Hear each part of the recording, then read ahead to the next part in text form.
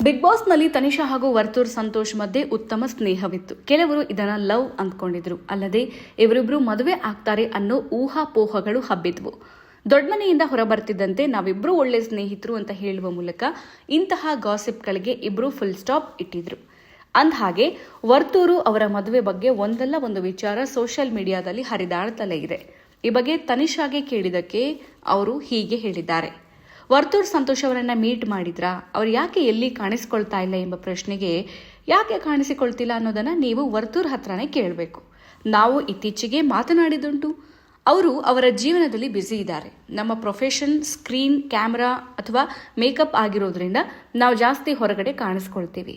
ವರ್ತೂರು ಅವರು ಈವೆಂಟ್ಗಳಲ್ಲಿ ಕಾಣಿಸಿಕೊಳ್ತಾರೆ. ಅವರು ಅವರ ಕೆಲಸ ಮತ್ತು ಪರ್ಸನಲ್ ಲೈಫ್ನಲ್ಲಿ ತುಂಬಾ ಬ್ಯುಸಿ ಆಗಿದ್ದಾರೆ ಅಂತ ತನಿಷಾ ಕುಪ್ಪಣ್ಣ ರಿಯಾಕ್ಟ್ ಮಾಡಿದ್ದಾರೆ. ನಾವು ಇತ್ತೀಚೆಗೆ ಮಾತನಾಡಿದಾಗ ನಮ್ಮ ಫ್ಯೂಚರ್ ಪ್ರಾಜೆಕ್ಟ್ಗಳ ಬಗ್ಗೆ ತುಂಬಾ ಚರ್ಚೆ ಮಾಡಿದ್ದೆವು.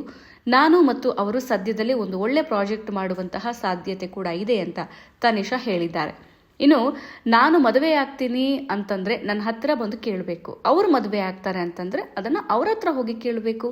ಹಾಗೆಲ್ಲ ಬೇರೆಯವರ ಲೈಫ್ ಬಗ್ಗೆ ನೀವು ನನ್ನನ್ನ ಪ್ರಶ್ನಿಸುವಂತಿಲ್ಲ ಅಂತ ವರ್ತೂರು ಮದುವೆ ಬಗ್ಗೆ ಕೇಳಿದಕ್ಕೆ ತನಿಷಾ ಕುಪ್ಪಣ್ಣ ಗರಂ ಆಗಿದ್ದಾರೆ. ಇನ್ನಷ್ಟು ಹೆಚ್ಚಿನ ಮಾಹಿತಿಗಾಗಿ ಫಾಲೋ ಮಾಡಿ ಬ್ರಿಗೇಡ್ ನ್ಯೂಸ್ ಕನ್ನಡ.